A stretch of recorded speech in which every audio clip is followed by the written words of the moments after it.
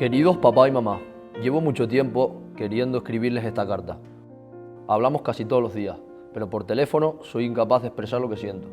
Y lo que siento es que quiero estar allí, ayudarles a ustedes y a todos los palmeros en estos días tan complicados para todos.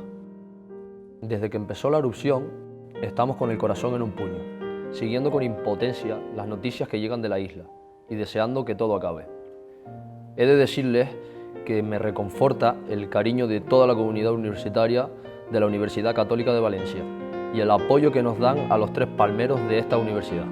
Nos gustaría estar allí limpiando ceniza y ayudando a los que han perdido todo, pero como no podemos, desde el primer momento estamos pensando en cómo ayudar desde la distancia. Y me es grato anunciarles que, con ayuda de la delegación de alumnos y de todo el personal de la universidad, hemos conseguido organizar un torneo de pádel y una carrera virtual, cuyos beneficios irán íntegramente a los damnificados palmeros.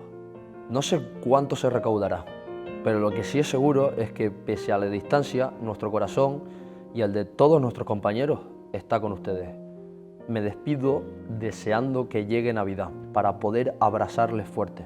Vuestro hijo que os quiere, Pablo.